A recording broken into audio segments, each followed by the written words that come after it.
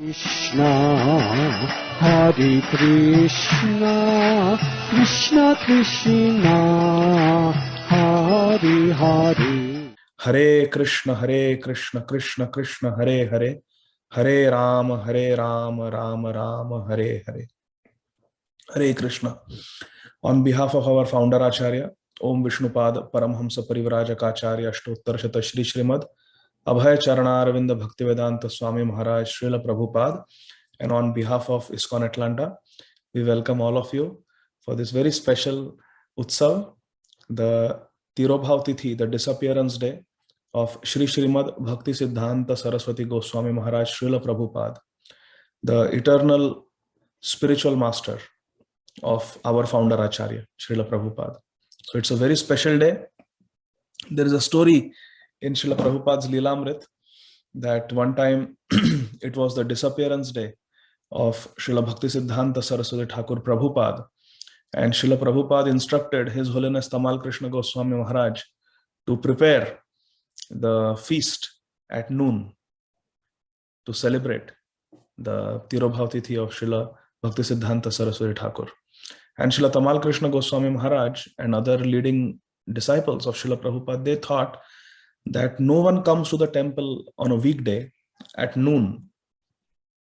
So let us plan the feast in the evening, where people come after office and children can also join, their school is over. So let's have the program in the evening. So they did not cook.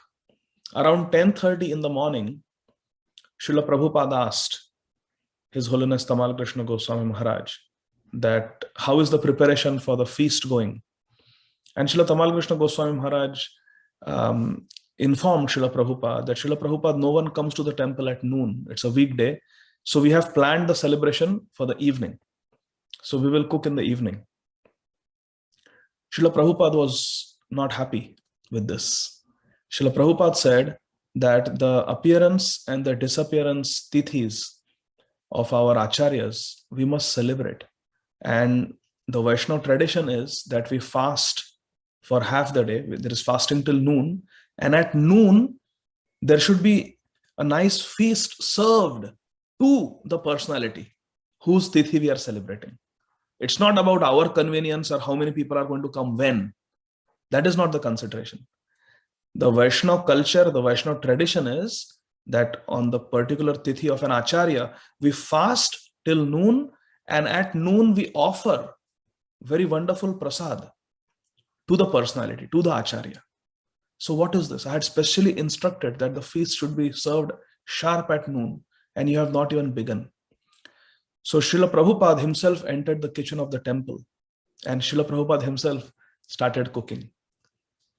Chaturvidha Shri Bhagavat Prasada Swadanna Triptan Hari Bhakta Sangan Kritvaiva Triptim Bhajata Sadaiva Vande Guruh Shri Charana Arvindam. Srila Prabhupada, such an expert cook, he started cooking himself. And Srila Prabhupada made several items. He cooked a full feast that would serve at least 100 devotees single-handedly. And Srila Prabhupada was so upset that no one dared come and ask Prabhupada, Prabhupada, can we give you a helping hand? Can we assist you? They were just standing aside and watching as Srila Prabhupada, with such dexterity, such expertise, within 1 hour, Srila Prabhupada cooked enough for 100 devotees and several items. There was sabji, puri, dal, nice flavored rice, sweet items, nice beverages to drink. Everything was there. A whole feast Srila Prabhupada cooked. And by 11:45, everything was ready.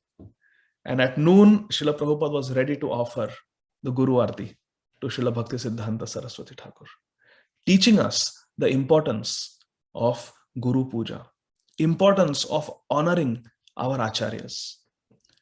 And then the feast was so wonderful. Srila Prabhupada with his own loving hands had cooked, and Srila Prabhupada himself offered the prasad to Srila Bhakti Siddhanta Saraswati Thakur. And the devotees who were there, I have personally heard their memories of this incident. They said that each and every item that came later on, when the devotees sat down to honor prasad, the Mahaprasad, of Srila Bhaktisiddhanta Saraswati Thakur.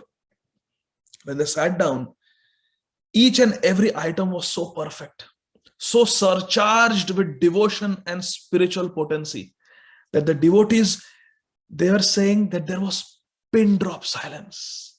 They would take one item, one samosa, and they would taste the samosa, and they would feel such a surge of spiritual energy and devotion. They would just look at each other, but no one spoke a word. And they would pick up another item and eat.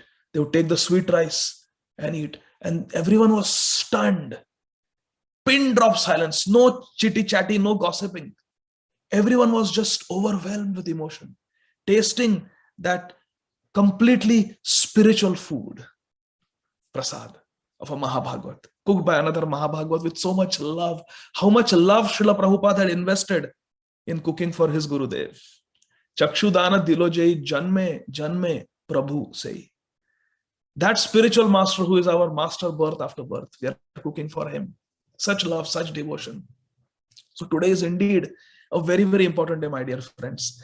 And I wanted to narrate some pastimes of Srila Bhaktisiddhanta Saraswati Thakur, which will illuminate the amazing personality of Srila Bhaktisiddhanta Saraswati Thakur, Prabhupada. So these are the memories of Srila Bhaktisiddhanta Saraswati Thakur, Prabhupada, narrated by Srila Prabhupada and by other god brothers of Srila Prabhupada, the disciples of Srila Bhaktisiddhanta Saraswati Thakur. I would like to take a theme and then speak few words about that theme. The first theme is that Srila Bhaktisiddhanta Saraswati Thakur, Srila Prabhupada, he was known, Srila Prabhupada himself called him the Simha Guru, the Lion Guru. Why? Because he would have Srimad Bhagavatam in his right hand, and in his left hand, he would hold the Gada to smash all the Apasiddhantas, all the wrong spiritual conclusions. And with his right hand, he would preach Srimad Bhagavatam. So although Srila Bhaktisiddhanta Saraswati Thakur has the image and reputation of being a very powerful, bold, uncompromising preacher, a Simha Guru, Lion Guru, Srila Bhaktisiddhanta Saraswati Thakur also had very, very deep, unfathomable humility and tolerance. Humility and tolerance. Trinad api suni chena, taror api sahishnuna, amanina manadena, kirtaniya sada hari. Srila Bhaktisiddhanta Saraswati Thakur, Prabhupada, was personification of this verse, the third verse of Sri Chaitanya Shikshashtakam. Let us see how. This has happened during the Navadvip Dham Parikrama in the year 1925. Please remember that our Srila Prabhupada met Srila Bhaktisiddhanta Saraswati Thakur in the year 1922. In 1925, Srila Bhaktisiddhanta Saraswati Thakur took hundreds and hundreds of devotees. Sometimes there would be as many as 5,000 devotees for the parikrama. And this was the Navadvip Dham Parikrama of 2025. And there were 5,000 devotees in this parikrama. And there were 108 Mridanga players. Hare Krishna. When the kirtans would go on, there would be 108 Mridanga players. And many, many more Kartal players. And they would have tumultuous kirtan in different groups. 5,000 devotees. It was amazing. Amazing parikrama. There was a massive parikrama and 5,000 devotees traveling together. And at the front of this group of 5,000 devotees, headed by Srila Bhaktisiddhanta Saraswati Thakur, there was a huge deity of Sri Chaitanya Mahaprabhu. See how the parikrama was traveling. Sri Chaitanya Mahaprabhu in front, followed by Srila Bhaktisiddhanta Saraswati Thakur, followed by 5,000 devotees. This is 1925.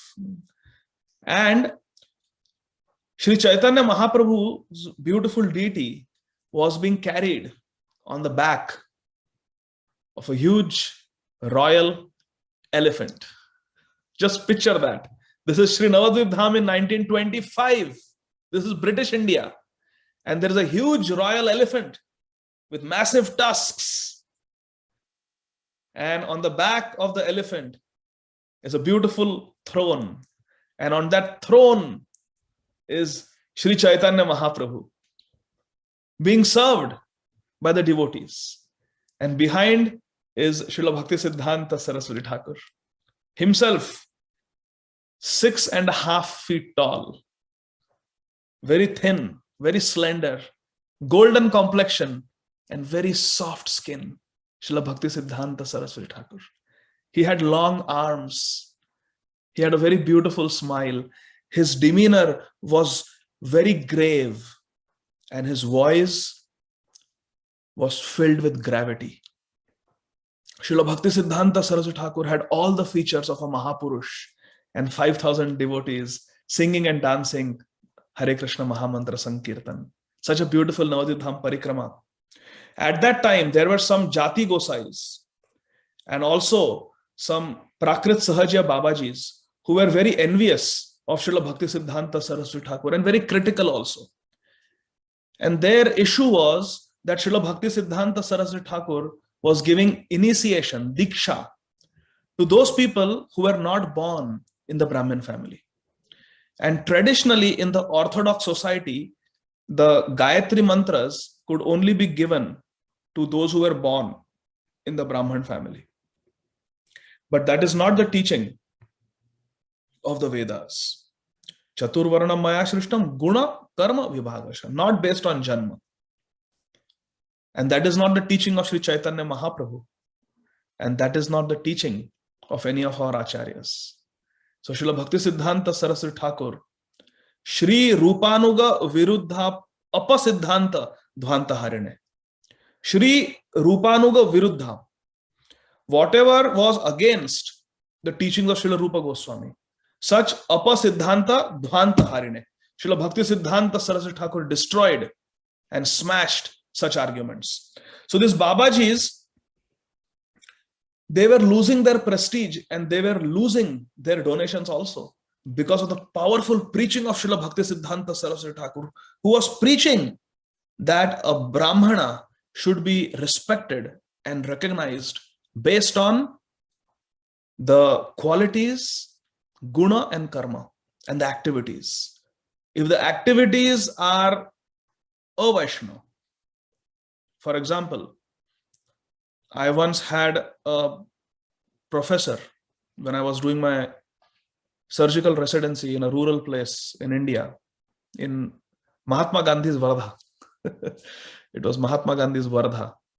And I had a professor, and his last name was very Brahminical. I will not name, but how we have Chaturvedi, Trivedi, Dvivedi, Shukla, Mishra, all these very Brahminical surnames, last names. So he came in a Brahminical family. But all the time he would be eating gutka. He would be doing surgery and he would tell his assistant, मुंह में गुटका डालो, पान पराग डालो मुंह में, और गुटका डालो मुंह में. And the assistant would open a gutka packet, take it in his hand, move his mask. He's operating, move his mask and put gutka. 2-3 times in a 3-4 hour surgery, he would tell the assistant to put gutka in his mouth. And he called himself a Brahman. In Vardha, drinking alcohol is banned because it is the place of Mahatma Gandhi. Because Mahatma Gandhi was asked, if India became free, what is one thing that he would do? And Mahatma Gandhi said, I would ban alcohol in India. Nobody should drink alcohol because it is the root cause of so many evils. So in Vardha, even today, in the district of Vardha in Maharashtra, alcohol is banned. And these people, including this professor, they would put alcohol in paper bags or black plastic bags, which are opaque, and bring them from nearby districts like Nagpur. They would bring alcohol into Vardha, and every time in the evening they would have parties and they would drink alcohol. So these are called people who are very proud of their birth. But Srila Bhaktisiddhanta Saraswati Thakur said such a person is not a Brahman who is eating tobacco, or smoking tobacco or drinking alcohol, not doing Hari Bhajan, eating non-veg, eating meat. Such people are not to be considered Brahman. A Brahman is a person who has Brahmanical qualities. The 9 qualities mentioned in the 18th chapter of Bhagavad Gita. Shama, Dama, Titiksha, Asthikam, all those qualities. One who has those qualities is a Brahman. Otherwise, one is not a Brahman. But these people, when Srila Bhaktisiddhanta Saraswati Thakur was preaching so boldly, everyone was getting convinced. And they were following Srila Bhaktisiddhanta Saraswati Thakur. So what was happening to the Jati Gosais and the Babajis, who were also having illicit connection, and they were being exposed by the powerful preaching of Srila Bhaktisiddhanta Saraswati Thakur. They were losing their prestige, they were losing their followers, and they were losing their donations. So they were extremely angry at Srila Bhaktisiddhanta Saraswati Thakur. Therefore, they gave money to some goons, some gundas, to throw bricks and attack with sticks and metal rods the Sankirtan party of Srila Bhaktisiddhanta Saraswati Thakur, and specifically to attack and take the life of Srila Bhaktisiddhanta Saraswati Thakur. At that time, some well-wishers, they informed the local police, and they immediately came and they stopped those attacks, and all the gundas, they ran away in fear of police. And they came to Srila Bhaktisiddhanta Saraswati Thakur. The police came and they asked, do you know who is behind these attacks? And Srila Bhaktisiddhanta Saraswati, because the attacks were going on day after day. After several days of tolerating those attacks, the police came finally. As they show in the Indian movies, that the Indian police always comes after everything is finished. So the police came after several days of attacks. And when the police finally came, they asked Srila Bhaktisiddhanta Saraswati Thakur, do you know who is behind these attacks? And Srila Saraswati Thakur said, no one. There is no one behind these attacks. So all the disciples, they knew exactly who were these Jati Gosais and who were these notorious Babajis who had hired these criminals to attack Srila Bhaktisiddhanta Saraswati Thakur. And they urged Srila Bhaktisiddhanta Saraswati Thakur, please name them so that they can get punished and they can get arrested. But Srila Bhaktisiddhanta Saraswati Thakur said that they tried to attack me. As far as I am concerned, I am willing to tolerate any attack on myself in the service of Sri Chaitanya Mahaprabhu, in the service of my Guru Maharaj. I am willing to tolerate any situation. None of the devotees were harmed, so why should I take any action? And he said, just see, because of this incident, in so many newspapers, there has been publicity of the Gaudiya Math. Previously, many people did not know what the Gaudiya Math is. But now, so many newspapers in Mathura, so many newspapers in Agra, so many newspapers in Delhi, Bombay, and other places where people did not know so much about Gaudiya Math. This is 1925. But now everybody knows about Gaudiya Math. And in fact, the king of Tripura, the king of Jaipur, they have inquired about this incident. And everybody's talking about Gaudiya Math. So these people, even though they intended to attack me, what they have done is a great service to Sri Chaitanya Mahaprabhu, because they have brought so much attention and publicity to Sri Chaitanya Mahaprabhu's Gaudiya mission, Gaudiya Math. So we are grateful to them. In this way, my dear friend, Srila Bhaktisiddhanta Saraswati Thakur was willing to accept any attack, any danger upon himself personally, if it was going to serve the mission of Sri Chaitanya Mahaprabhu. This is the true meaning of Srimad Bhagavatam 10.14.8. Tatte nukampam susamikshamano bhunjana evatma kritam vipakam ridavakva purbhir vidadhan namaste jive tayo mukti pade sadaya bhak. Lord Brahmaji prayed that whatever happens to me, let it happen. I will tolerate it. Atma kritam, considering it to be reaction of my own work, and I will tolerate. And what I will do, I will offer my obeisances and service to you, Krishna. Vidadhan namaste, hridavak vapurvir, with my heart, with my words, and with my vapu, with my body. With all three, heart, words, and body, I will offer you my respect and my services. That is the mood of a true Vaishnava. Now, so this was the humility and tolerance of Srila Bhaktisiddhanta Saraswati Thakur. Now let's see about the amazing character and reputation of Srila Bhakti Siddhanta Saraswati Thakur. My dear friends, Lord Krishna is Bhagavan. He is full of 6 opulences, and one of his opulences is fame. Fame. Everyone knows Krishna because of the Vedas. Krishna is mentioned in the Vedas and the Puranas. Krishna is known through the Mahabharata. Krishna is known through Srimad Bhagavatam. Krishna was known 5,000 years ago when he was on the planet. Krishna was known 500 years ago when Sri Chaitanya Mahaprabhu was on this planet. And Krishna is well known even today. Since time immemorial, Krishna is known through the Vedas. And even today, through Srila Prabhupada's transcendental book distribution, Lord Krishna is known everywhere. Tell me, my dear friends, who in this world has fame like Krishna's? No one. The greatest Hollywood, Bollywood, sports star, politician, warrior, conqueror of this world will be known for few hundred years maximum, or few thousand years. But none of these personalities were known from the beginning of creation. And none of them will be known till the end of creation. But from the dawn of creation to the end of creation, Krishna is well known.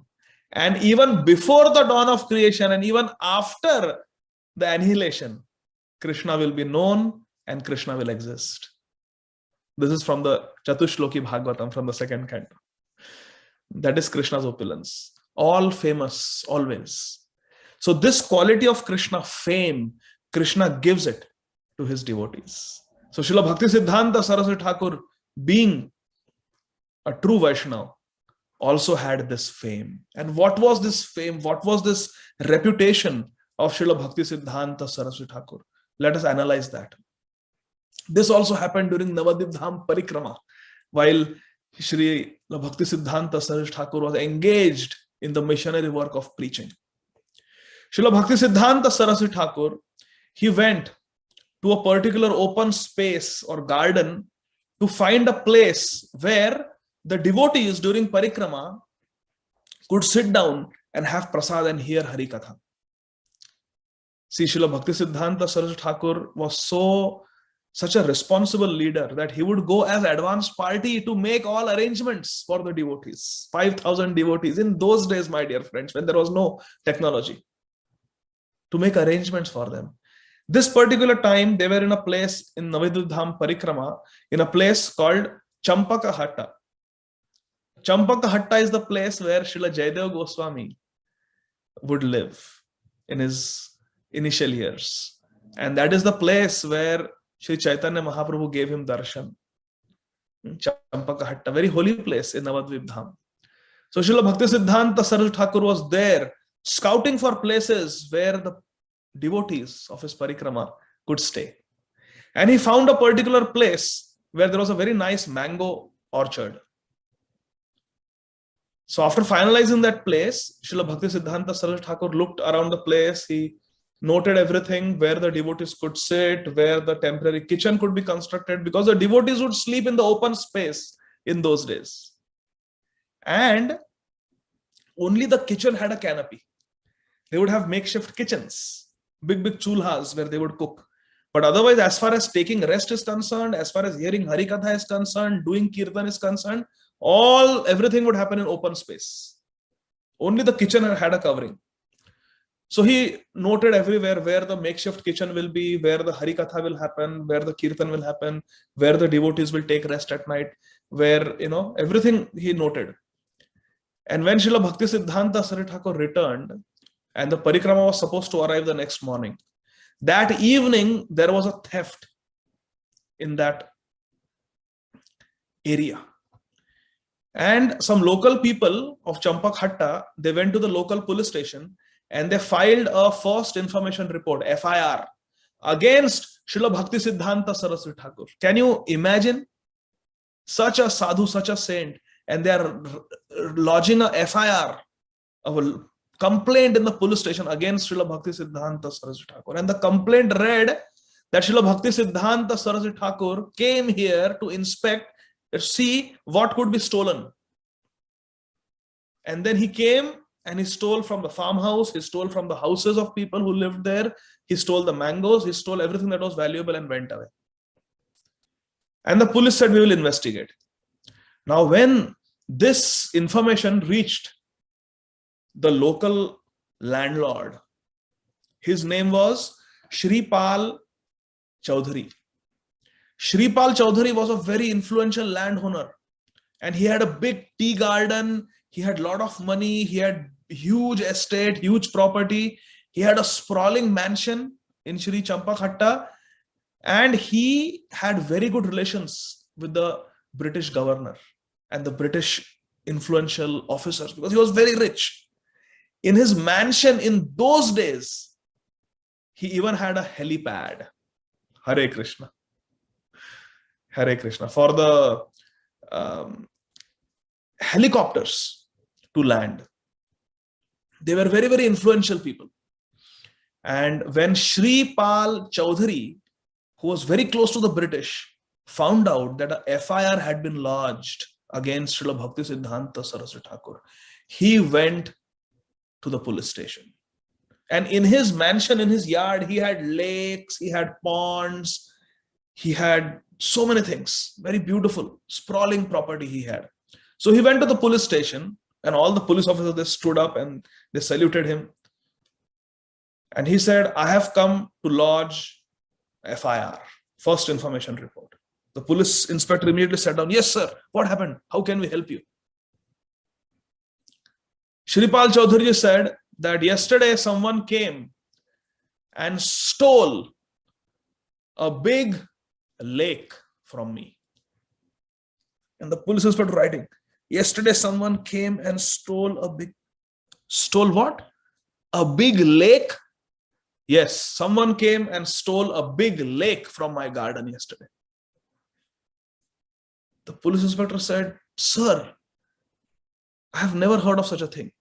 It is impossible. How can someone come and steal a lake? Shripal Chaudhary said, isn't it ridiculous that someone comes and steals a whole big lake? The police inspector said, yes, that's ridiculous. Shripal Chaudhary said, yes, that is the point. If you can be so ridiculous to accept an FIR that Srimad Bhaktisiddhanta Saraswati Thakur Prabhupada has engaged in stealing someone else's property, that is more impossible, that is more ridiculous than a thief coming and stealing a huge lake. Stealing a huge lake may be possible, but it is impossible that Srila Bhaktisiddhanta Saraswati Thakur will ever engage in a sinful activity like stealing someone else's property. Immediately drop that complaint. And immediately the police, they cancelled the FIR. They did not take any cognizance of that FIR. It was dropped. Such was the great divine personality of Srila Bhaktisiddhanta Saraswati Thakur. And Shripal Chaudhary ji was so touched by the purity of Srila Bhaktisiddhanta Saraswati Thakur that he not only made the British police drop the case against Srila Bhaktisiddhanta Saraswati Thakur, but he even donated a huge piece of beautiful land to Srila Bhaktisiddhanta Saraswati Thakur, where they started a Gaudiya Math, where the worshipable deities are Shri Gaur Gadadhar. So the Shri Gaur Gadadhar temple was established by Srila Saraswati Thakur on this donated property. So in this way, we see the amazing reputability of Srila Bhaktisiddhanta Saraswati Thakur. My dear friends, now I would like to narrate some interactions that Srila Bhaktisiddhanta Saraswati Thakur had with prominent personalities. This is very sweet. The first personality, we'll talk about three personalities. Shri Madan Mohan Malviya, who was a very, very influential person. Does anyone know who Shri Madan Mohan Malviya was? You can unmute or you can type in the chat box. Does anyone know who in the 1930s was by the name Shri Madan Mohan Malviya. Wasn't Very, he very. a political personality and a freedom fighter, Prabhuji? Actually, Shri Madan Mohan Malviya was the founder of the Banaras Hindu University. Okay, but yeah, he was a, yeah, okay. Thank He you, was the Prabhuji. founder of the world famous Banaras Hindu University in Varanasi, Uttar Pradesh. Very influential person, very wealthy, very learned, a scholar, and a very, very influential leader of the society. Shri Madan Mohan Malviya, Banaras Hindu University. He was the founder. One time he came to Kolkata and he visited Srila Bhakti Siddhanta Saraswati Thakur Prabhupada at the Bagh Bazar Gaudiya Math. And at that time, Srila Bhakti Siddhanta Saraswati Thakur, he had started a spiritual magazine called Dainik Nadiya Prakash. And Shri Srimad Bhakti Pramod Puri Maharaj, a disciple of Srila Bhakti Siddhanta Saraswati Thakur, he was the editor of this magazine and he was very competent. And all the leading disciples of Srila Bhakti Siddhanta Saraswati Thakur Prabhupada were contributing wonderful, wonderful articles, spiritual articles for this daily newspaper. Dainik means daily. Daily spiritual newspaper, Nadiya Prakash. And every day there were nice commentaries, nice essays, nice articles in this newspaper. So, Shri Madan Mohan Malviya ji came to meet Srila Bhakti Siddhanta Saraswati Thakur and asked him, how long will you be able to manage this Dainik Nadiya Prakash newspaper? After all, how long will you be able to publish new articles and essays on spiritual topic? I mean, there should be some limit. I don't think you'll be able to run this magazine for too long.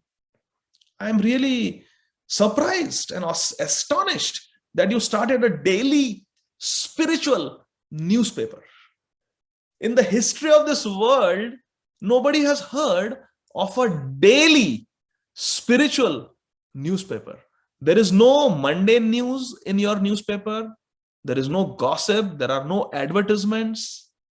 How will a newspaper run? No politics, no political news. What do you have to write every day in a newspaper? Dainik Nadiya Prakash. I'm astonished. How long will this newspaper last, really?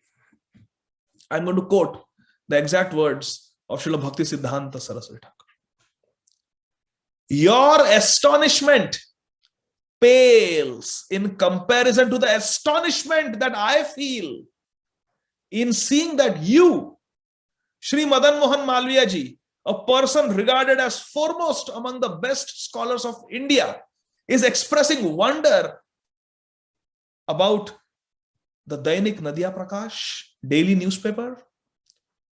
This material creation is merely a reflection of 1/4 of the transcendental creation.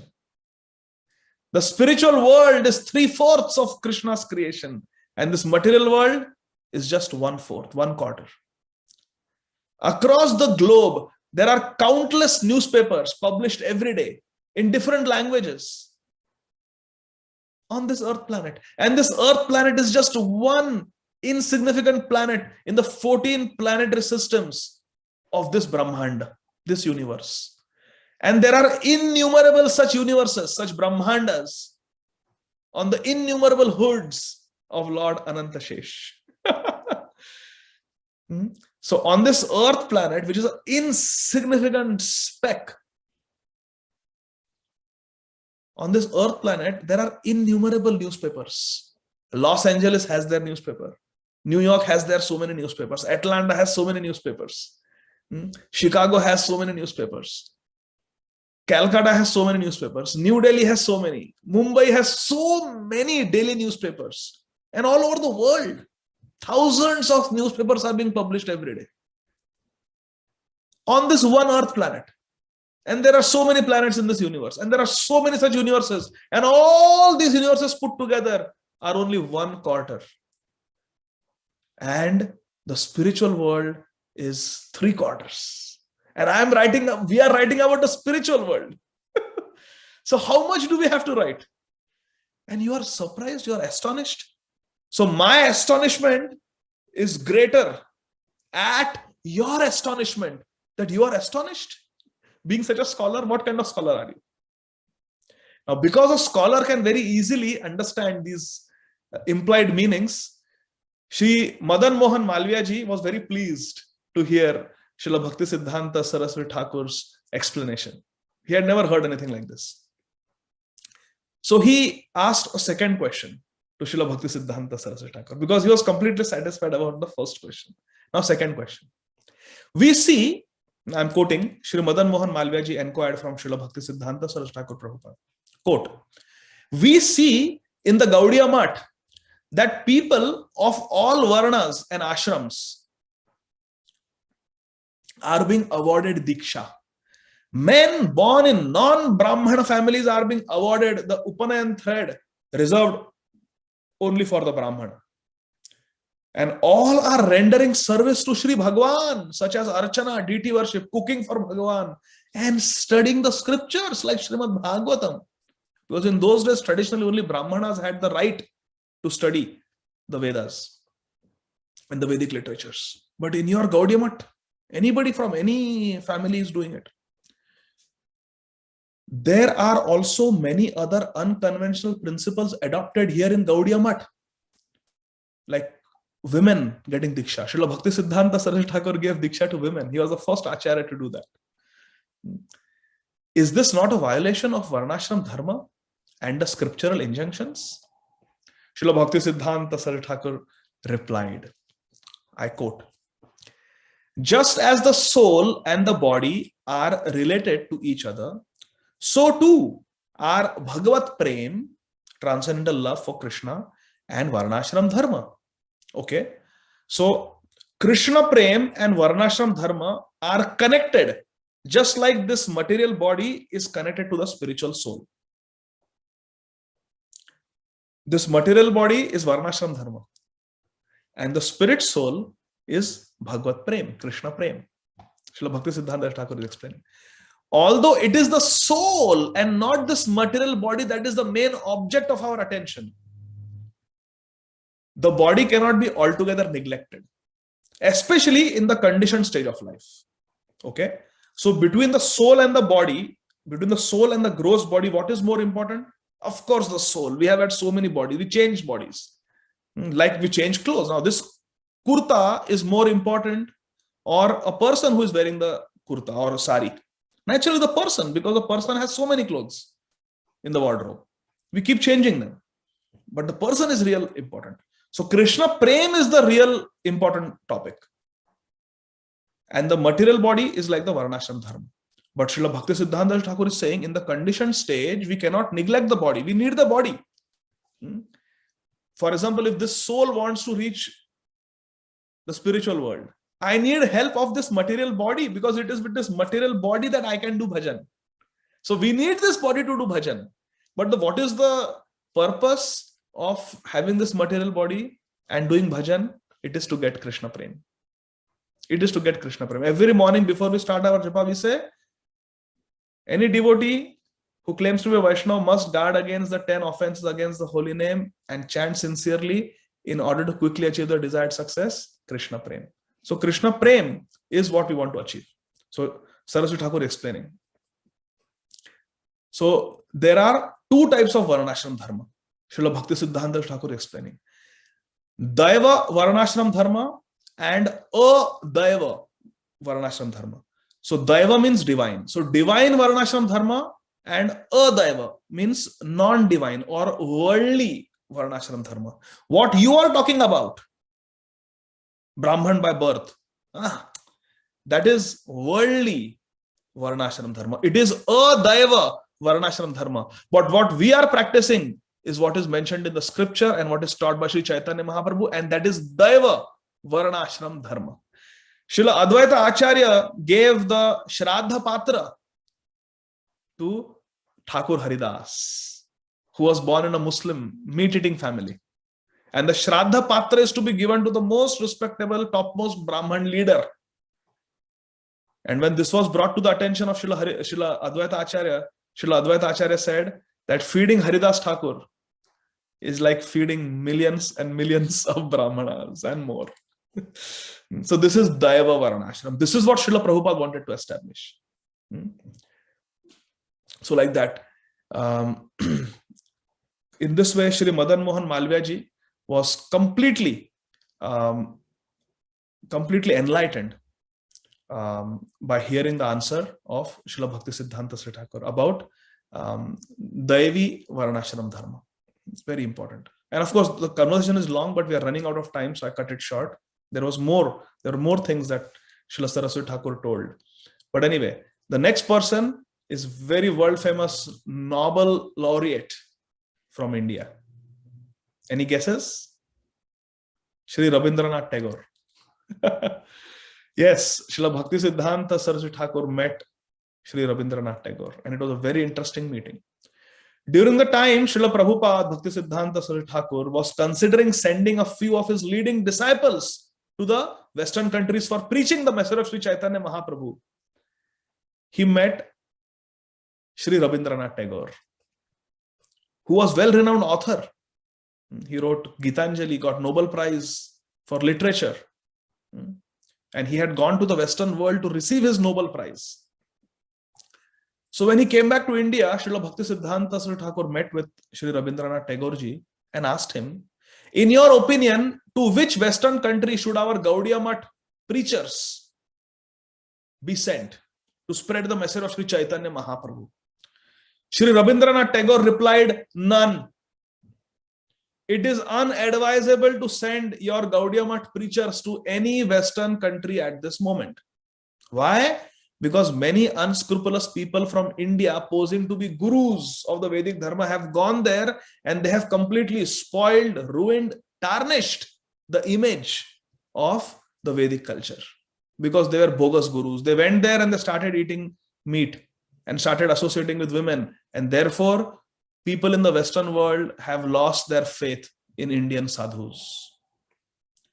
Sri Chaitanya Mahaprabhu's mission cannot wait. And Srila Bhakti Siddhanta Saraswati Thakur, he preached to Sri Rabindranath Tagore about the divine and sweet philosophy of Sri Chaitanya Mahaprabhu and how it is universally applicable. And it is not a narrow-minded philosophy. Finally, after hearing the Gaudiya philosophy, Sri Rabindranath Tagore was so impressed that he spoke the following words to Srila Bhakti Siddhanta Saraswati Thakur. It is only if you yourself visit the Western countries that great success in preaching will be assured. Everyone will greet you with great honor and accept your message. But it will happen only if you yourself go, because only you have the required purity to do this. At this, Srila Bhakti Siddhanta Saraswati Thakur replied, I will send persons who are just as qualified as me. Hare Krishna. And of course, Srila Prabhupada sent Shri Bhakti Pradip Tirtha Maharaj, Shri Bhakti Hridaya Ban Maharaj, and Srila Sharanga Goswami Maharaj to the European countries like England and Germany. And they preached and they were well received and they spread the message. And Srila Bhakti Pradip Tirtha Maharaj from Germany, he actually brought 2 Germans back to India. And one of them actually received initiation from Srila Bhakti Siddhanta Saraswati Thakur and became a very nice devotee also. So the mission was completed. And these preachers, they went and they came back. But then Srila Bhakti Siddhanta Saraswati Thakur came repeatedly in the dreams of one of his special disciples. Repeatedly. Ordered him to take sannyas and ordered him to go to the Western countries. Almost 50 years after this incident. In 1965. And that is our founder Acharya, Srila Abhay Charanarvinda Bhakti Vedanta Swami Maharaj Srila Prabhupada. Just see, Srila Prabhupada told Shri Rabindranath Tagore, I will send persons who are just as qualified as me. So, Rabindranath Tagore asked Prabhupada a question. He said that I have heard you use the term Prakrit Sahajya. In all my reading, now Shri Rabindranath Tagore also was very, very learned. And he said, in all my readings, I have never come across this term called Prakrita Sahajya. And you say that in India there are many bogus gurus who are Prakrita Sahajyas. Can you please explain to me what is the meaning of this term Prakrita Sahajya? So Srila Prabhupada replies, and I will quote Srila Prabhupada. The word Sahajya is a highly sacred term. It refers to those pure devotees of Sri Krishna whose hearts are filled with spontaneous, unconditional love. And they do not depend on the statement of the scriptures to glorify Bhagavan. Who are these devotees who have natural love for Krishna? It is Shri Nanda Baba, Shrimati Yashoda Rani, Shrimati Radharani, Shri Subala Sakha. All these devotees, they are Sahajya. Sahajya means they have Sahaj, natural prem for Krishna. So Sahajya is a very sacred term. Srila Bhakti Siddhanta Saraswati Thakur is teaching Shri Rabindranath Tagore. However, nowadays, unqualified and conditioned souls, they try to imitate the mood of these great devotees, liberated personalities. They try to imitate the liberated personalities and impose the moods of this great liberated personality on their own selves. And they also behave like the gopis. They cry like the gopis are described to cry in Srimad Bhagavatam. In this way, they engage in all this nonsense. They are Prakrita. They are on a mundane plane, but they are imitating the Sahajyas. Therefore, they are called Prakrita Sahajya. Means mundane. Prakrita means mundane. Sahajyas. They are not true Sahajyas. They are Prakrita Sahajyas. And when Srila Bhakti Siddhanta Saraswati Thakur explained this to Rabindranath Tagore, he was very, very impressed. And he said, you are out of this world. Srila Bhakti Siddhanta Saraswati Thakur, you are out of this world. Only a very great person can come up and innovate and create all these different terms and languages. Now, this is coming from a Nobel laureate for literature. He's telling Srila Prabhupada Saraswati Thakur that your literary contribution is phenomenal, and therefore you are fit to be called Srila Prabhupada. Because one of the criteria for a person to be called Srila Prabhupada is that person should have a huge impact on the spiritual lives of an entire generation of people and should have a deep impact on the language itself. They develop such language, they come up with such terminologies which completely change the dictionary. So Srila Saraswati Thakur Prabhupada did that, and our ISKCON founder Acharya, Srila A.C. Bhaktivedanta Swami Maharaj, Srila Prabhupada also did that in the English language. Prabhupada came up with such wonderful, wonderful terms, deity worship and transcendental paraphernalia, all these things. The 5 mellows of devotion, Shantaras, the servitude and fraternal mellow and paternal mellow and conjugal mellow, all these words, even the greatest English scholar will not know, will need explanation what they mean. And Srila Prabhupada developed. So he is Prabhupada. And finally, my dear friends, Srila Prabhupada Saraswati Thakur's meeting with the famous Indian freedom fighter and a fellow Bengali, Shri Subhash Chandra Bose ji. Shri Subhash Chandra Bose, we all know, was a very famous freedom fighter. And he came to meet Srila Bhakti Siddhanta Saraswati Thakur Prabhupada and spoke the following words. I'm quoting. Subhash Chandra Bose said, "Having taken a vow to free our motherland, India, from foreign rule, I have declared a slogan throughout the country. Give me your blood and I will give you freedom. Give me your blood and I will give you freedom. Give me your blood and I will give you freedom. But I have recently come to know that many young men have taken shelter of you. Please entrust some of these men to me so that they may fight for the freedom of this country. In reply, our Simha Guru, Srila Bhaktisiddhanta Saraswati Thakur Prabhupada, replied, Subhas Chandra Bose, have you read Shri Bhagavad Gita? Shri Subhas Chandra Bose replied, yes, I have.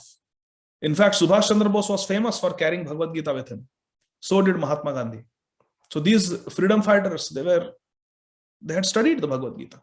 So Subhas Chandra Bose said, yes, I have read Bhagavad Gita.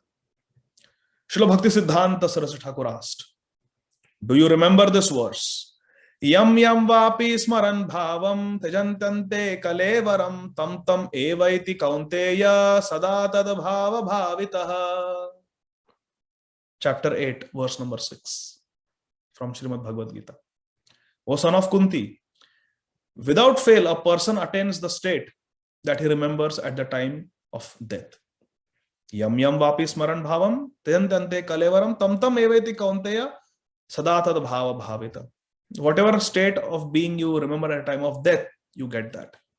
Bharat Maharaj remembered the deer, he became a deer. Subhas Chandra Bose replied. So Saraswati Thakur asking, have you heard this word? Do you remember this verse? Subhas Chandra Bose replied, yes, certainly I remember this word.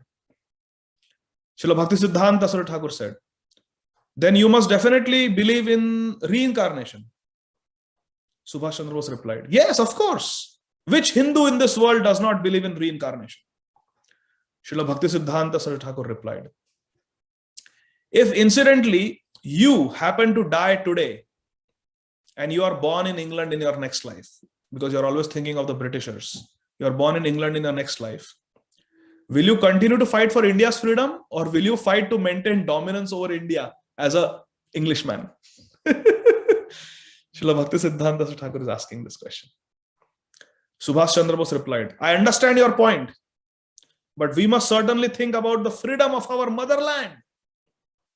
To this, Srila Bhaktisiddhanta Saraswati Thakur Prabhupada replied, you are concerned merely for the temporary worldly freedom and liberation of a few persons who at the present moment happen to possess the material designation of being Indian. I, however, am concerned about the liberation of not only the Indians, but the entire human race. Not only the entire human race, but of every living entity in this world, including the plants and animals and birds and insects, and their liberation from the bondage of this material world. Liberation from Janma, Mrityu, Jara, Vyadhi, birth, old age, disease, and death. That is the liberation I am giving them. Which liberation is greater? Subhas Chandra Bose replied, I have never heard anything like this before. I mean, who would tell Subhas Chandra Bose that you're always thinking of the Britishers in your next life? What if you're born as an Englishman? Then will you fight for India's freedom or you will fight to suppress India?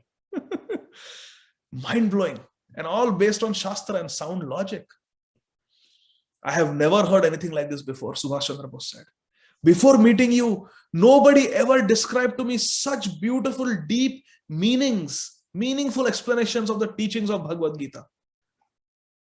He then looked down. But I fear I have come a bit too far in my struggle for freedom for India to look back now. Saying this, Subhas Chandra Bose got up and left the Gaudiya Math without making any further requests to Srila Prabhupada Saraswati Thakur to provide him with men to fight for India's independence.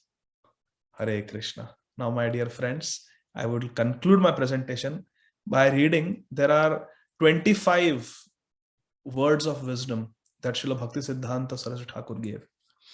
I will not be able to read all of them because we have already run out of time. We are 5 minutes over time. It's 8:05. I will read but a few of them. Srila Bhaktisiddhanta Saraswati Thakur departed from this world at 5:30 a.m. on January 1st, 1937.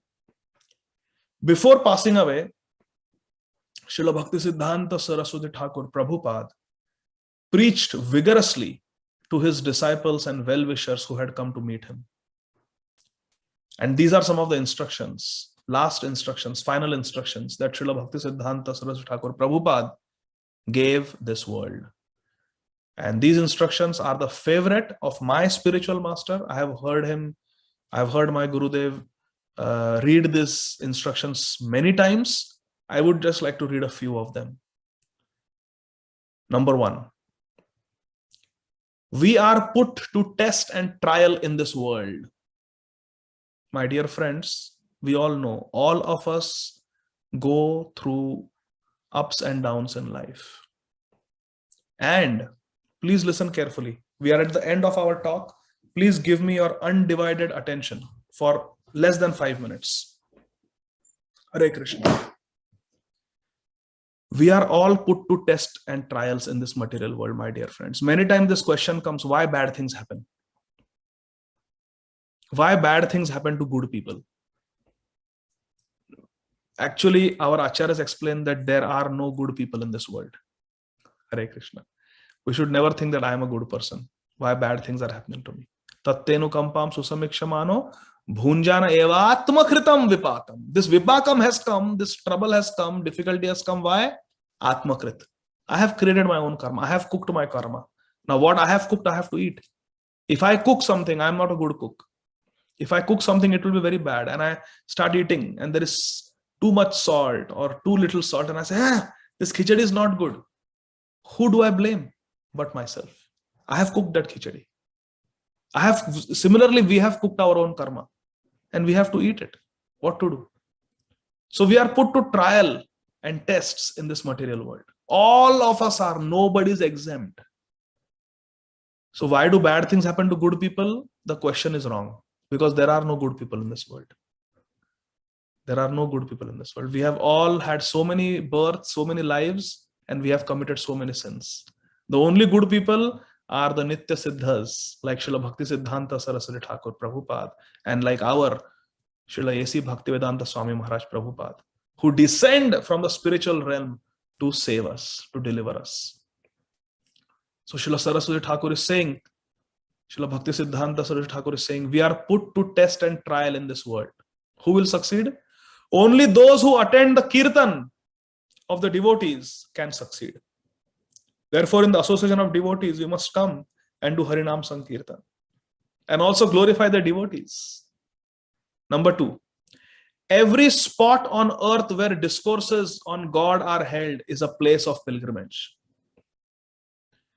Srila Bhaktisiddhanta Saraswati Thakur Prabhupada was instructed by his Guru Maharaj, Srila Gaur Kishore Das Babaji Maharaj, never leave Navadvip, never ever go to that dirty city called Kolkata.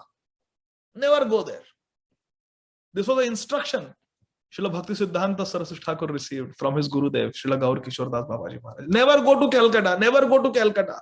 Kali lives in Calcutta. Kali, Calcutta. Don't go there. And never make disciples. Don't become a guru. Don't accept disciples. Srila Bhaktisiddhanta Saraswati Thakur accepted. And what did he do? He immediately went to Calcutta.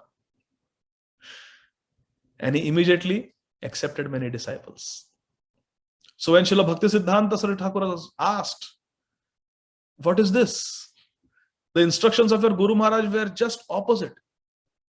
And Srila Bhaktisiddhanta Thakur Maharaj said, no, even in my dream, I will never disobey the orders of my spiritual master. My spiritual master said, never go to Calcutta. I never came to Calcutta.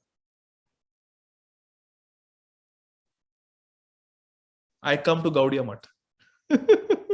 I come to Gaudiya Math, which is non-different from the spiritual world, which is non-different from Navadvip Dham, because Shriman Chaitanya Mahaprabhu is being worshipped here. So this is the Gaudiya Math. This is not Calcutta. As far as making disciples, accepting disciples and becoming a guru is concerned, I have not made any disciples. Srila Bhaktisiddhanta Saraswati Thakur had 21 sannyas disciples and thousands of other disciples. Brahmachari and Grahastha disciples. And Srila Bhaktisiddhanta Saraswati Thakur is saying, I never made any disciples. I only made masters. All the so-called disciples are my masters and I am their servant. So it's a question of internal consciousness to obey the orders of spiritual master. Srila Bhakti Siddhanta Saraswati Thakur perfectly followed both the instructions of Gaur Kishore Das Babaji Maharaj. Never go to Calcutta, never leave Navadvip, and never become a guru, never make any disciples. He never did. He never left Mahaprabhu, and he always considered himself Dasa Dasa Anu Dasa. So every spot, the moral of the story is, every spot on earth where discussions of Krishna are held is a place of pilgrimage. Srila Bhakti Siddhanta Thakur is saying. So whether it is Atlanta, or whether it is Richmond, Virginia, or whether it is any other place, if there are discussions of Krishna, if there is Krishna Katha, there is Krishna Naam, there is Naam Sankirtan, that is a place of pilgrimage, in the words of Srila Bhakti Siddhanta Saraswati Thakur. Instruction number 3. Possession of objects not related to Krishna is our main malady, is our main disease, main problem. What is our main problem? Possessing objects not related to Krishna. So 2 things. Objects that are not related to Krishna and possessing them. Having mamata, having possessiveness about those things. Oh, this is mine, this is mine. Something that is not related to Krishna. We can have a house, we can have a car, we can have money, and we can use all these things in the service of Krishna. But things that we buy with money, things that we possess which are not used in the service of Krishna, which are not related to Krishna, that is our problem. So today, on the divine disappearance day of Srila Bhakti Siddhanta Saraswati Thakur Prabhupada, let us introspect, my dear friends. Let us analyze and let us write down things that we have, things that we possess, things that we do that are not related to Krishna, that are harmful for our Krishna consciousness, and that take us away from Krishna. We have to identify those things. Unless and until a disease is identified and diagnosed, it is impossible to treat. Isn't it? So let us diagnose today and take action and precautions to remove those things from our life. Srila Bhakti Siddhanta Thakur is saying in his instruction number 3, possession of objects not related to Krishna is our main problem. Number 4, let me not desire anything but the highest good for my worst enemies. So deep. Let me not desire anything but the highest good for my worst enemy. So I would like to say something here. The first instruction we read was, we are put to test and trial in this world. Once my beloved spiritual master, Srila Radhanath Swami Maharaj, he was reading these instructions, the instructions of Srila Bhakti Siddhanta Saraswati Thakur. And he read this first instruction, we are put to test and trial in this world. And there was a very brilliant, intelligent, wealthy student. He came from a very wealthy, well-to-do family. And he was a doctor from the same medical college as me, Grant Medical College, Mumbai, which is, so he was a doctor, very intelligent, very successful student, always had distinction and very nice grades, and came from a very well-to-do family, was a very happy young man, this doctor. And when Srila Guru Maharaj read this line, he challenged. He said, why always in your Krishna consciousness philosophy it is said that this is dukkhalayam, ashashvatam, anityam, asukham lokam, padam, padam, vipadam. We are put to test and trials in this world. Why? Why do you always have such a pessimistic, negative attitude towards this world? This world is not so bad. I don't have any problems in my life. I'm happy. If we work hard, this world has so much enjoyment to offer. Why have such a negative attitude? And Srila Guru Maharaj, Srila Radhanath Swami Maharaj said that no, this material world is a place of misery and suffering. And the threefold miseries, suffering caused by other living entities, suffering caused by our own body, and suffering caused by natural disaster, afflict all of us. He said, no, I don't believe this. I am happy and I have no problem in my life. I have no suffering in my life. So Srila Guru Maharaj asked him, seriously?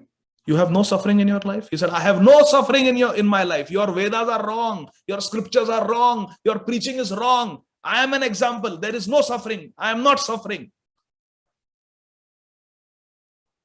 Srila Guru Maharaj asked him, have you ever suffered in your life? No, I have never suffered in my life.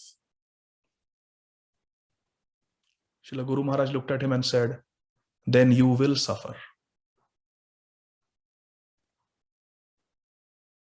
My dear friends, after that, he could never pass a single exam in his life. Every test he took, he failed. He got married to a Christian girl who was completely opposed to Krishna consciousness and completely incompatible with him. They fought and they fought and they fought. They have a miserable marriage. And several of his family members, including his parents, they passed away in a very untimely way. And his career suffered. He became depressed. And after many years, he met Gauranga Prabhu once,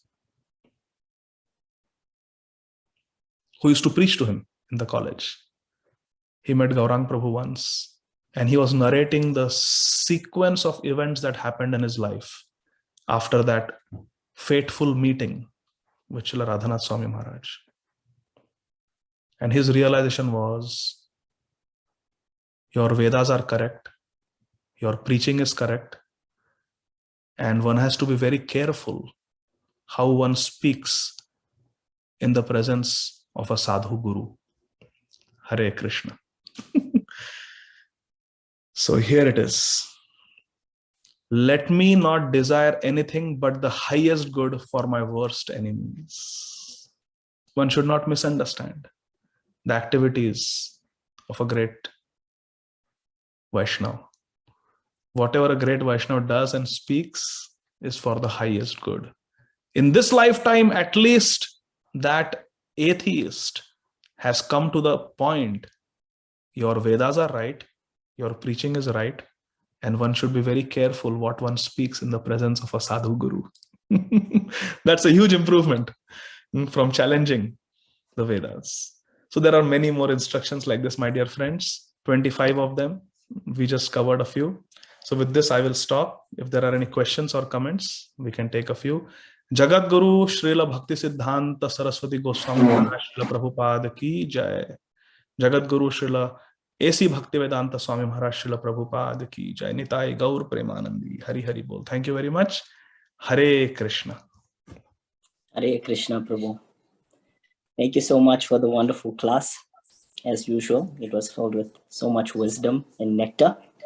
I know you did request for devotees to leave a question or comment. If there's anyone on the call who would like to leave a comment or ask a question, yes, I see one hand raised in the chat box. Divya Mataji, if you're ready, you may go ahead. Yeah, Hare Krishna, Prabhuji.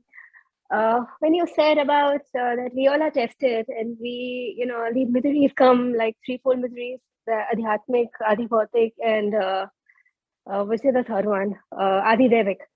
So when we are tested and when we get these miseries, which I agree are the result of our karmas, but when they come as an impediment to our devotional life, and it impedes our devotion, that we cannot chant, we cannot, associate with devotees, then what is the solution? Krishna will never put his devotees through sufferings which will impede their spiritual progress. We may think that is an obstacle, but actually it is not. Being caught by the crocodile was not a spiritual impediment for Gajendra. It was a spiritual impetus, not impediment, impetus.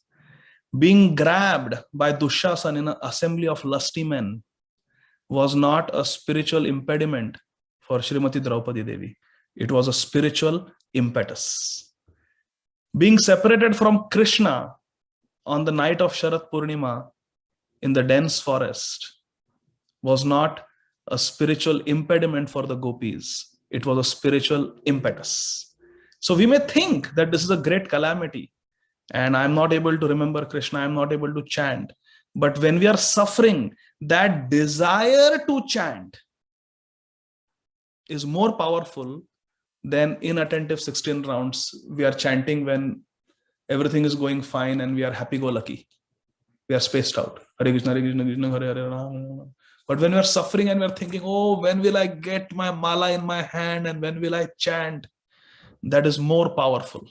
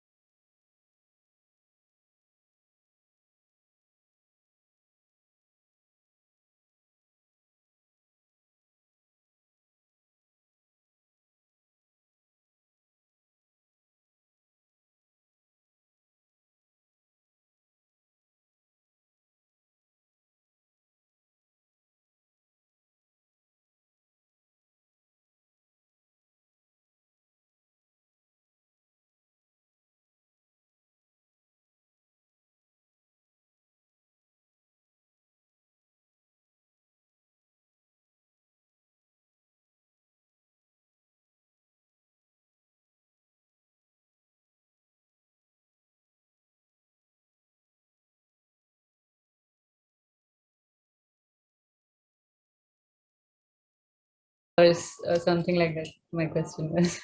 Hare Krishna. Definitely not a curse, but Maharaj just wanted this boy to understand that the scriptures speak the truth. So it was definitely not a curse. It was Maharaj just wanted him to understand that the scriptures speak the truth. And why Maharaj said that, we'll have to ask Maharaj only. Hare Krishna.